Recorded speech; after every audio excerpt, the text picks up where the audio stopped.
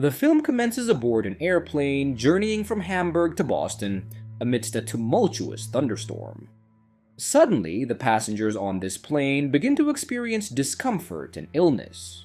One particular passenger, who appears to be grappling with intense frustration, retrieves an injection from his bag and administers it to himself. However, rather than improving, his condition deteriorates. The man seated next to him initially assumes that his agitation is due to the turbulent flight. But in a shocking turn of events, the man's body starts to liquefy. This horrifying phenomenon rapidly engulfs the entire cabin, and the bodies of all the passengers and crew members begin to melt and disintegrate. The scene is a chilling spectacle of the unexpected and the inexplicable. The narrative transitions to an FBI agent named Olivia, who is in a motel sharing an intimate moment with her colleague and boyfriend, John.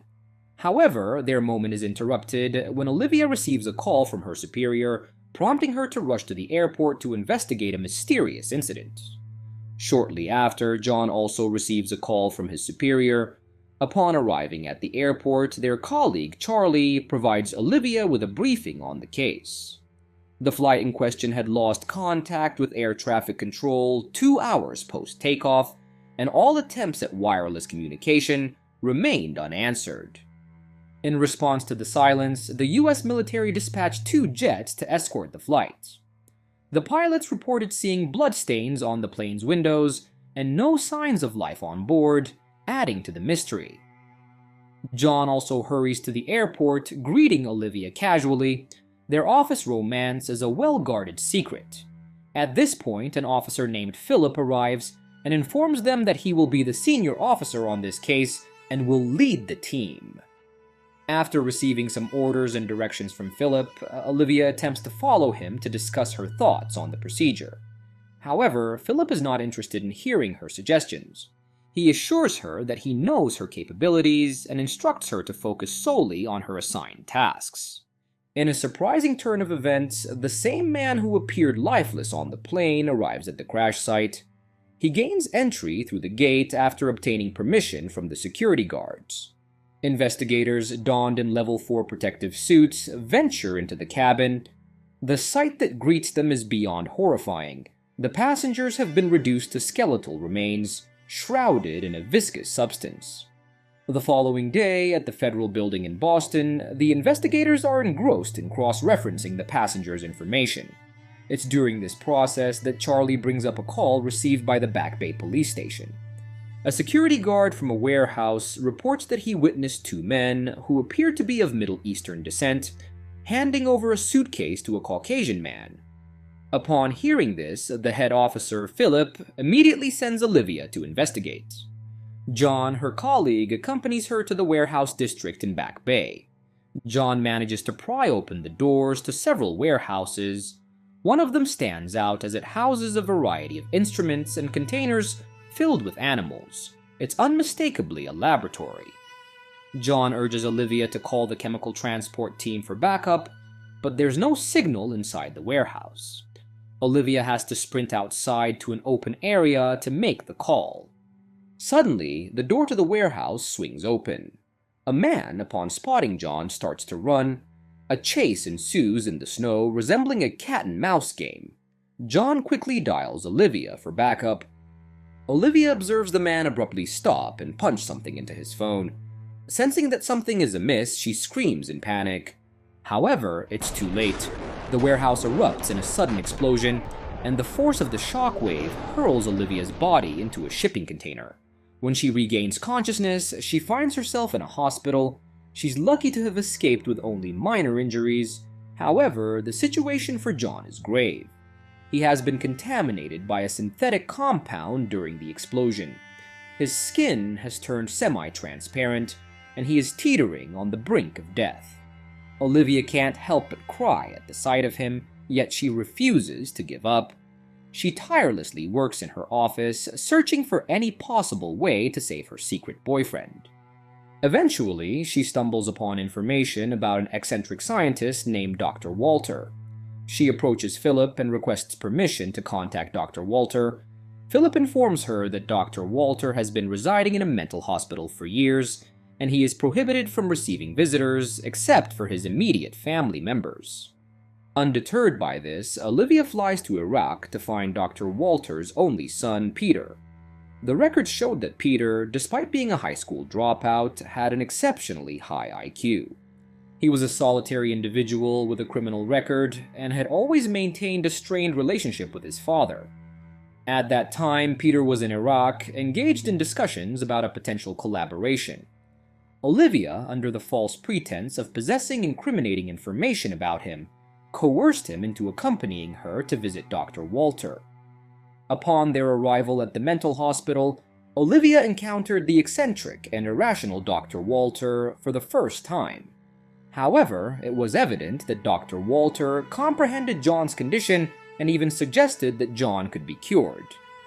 Seizing this glimmer of hope, Olivia, through a combination of threats and incentives, persuaded Peter to reluctantly sign his father's discharge papers. The group then returned to Boston and made their way directly to the hospital.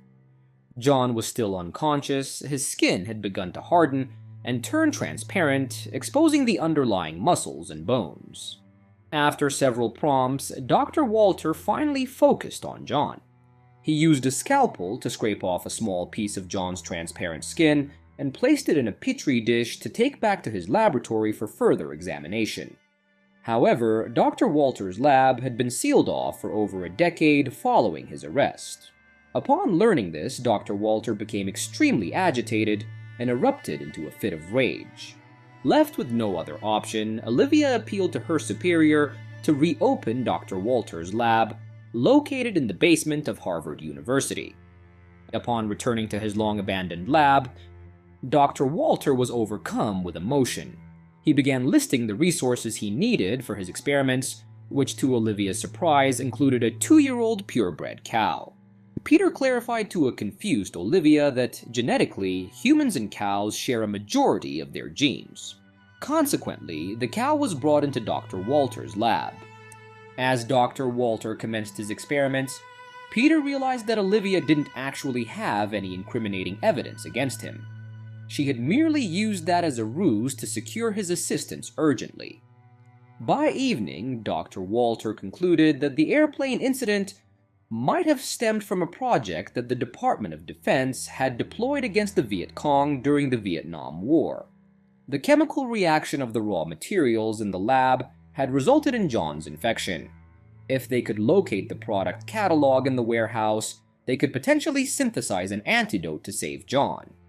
However, Olivia was consumed by despair, as everything in the warehouse had been reduced to ashes. Moreover, John was the only one who had seen the suspect's face. Dr. Walter proposed the use of a synapse transmission system to facilitate the sharing of dreams. He elaborated that the human brain generates a certain level of electrical field, which enables two individuals to exchange information when they lose consciousness. The doctor had previously employed this technique to extract information from a body several hours post-mortem. However, this experiment carried substantial risks. It would necessitate the insertion of a magnetic probe into Olivia's skull, submerging her body in salt water, and administering a large dosage of drugs to her. Peter cautioned her against attempting his father's unconventional methods. Despite Peter's warnings, Olivia was prepared to take the risk in order to save her boyfriend, John. Consequently, they transported John to the lab. Once all the preparations were in place, Olivia took a perilous risk and immersed herself in a pool filled with salt water. Gradually, her brainwaves began to synchronize with John's, allowing her to enter his dream world. In this shared dreamscape, the two lovers were reunited. Olivia was able to see the face of the suspect from John's memory.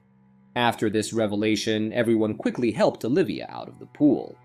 She hurried back to the office and sketched the suspect's face on the computer. Among the photos of the plane crash victims, one individual bore a striking resemblance to the suspect. Her colleague swiftly identified this person as Richard, the twin brother of one of the passengers, who had connections to a company called Massive Dynamics. Olivia promptly arrived at the company and explained her objective. The executive director, Nina, instructed her staff to compile all information related to Richard. She informed Olivia that Richard had previously worked in the weapons research lab and had been arrested and subsequently dismissed months ago for allegedly smuggling secret documents out of the lab. After providing the information, Nina nonchalantly asked Olivia if she genuinely believed that this individual could be involved in the plan. This question left Olivia perplexed. At this juncture, Nina realized that she had divulged too much, and Olivia was oblivious to what she was implying. Before parting ways, Nina cautioned Olivia to be mindful of her circumstances. Following a considerable amount of effort and struggle, Olivia and Peter were finally able to apprehend the suspect, Richard. However, Richard remained tight-lipped. Peter seized the opportunity of Olivia's absence to interrogate Richard. Leveraging his professional expertise and force, he managed to extract the name of the chemical drug. Peter proposed creating an antidote using John's spare blood and then administering it intravenously. Peter's father endorsed this ingenious plan. At this point, Philip approached Olivia.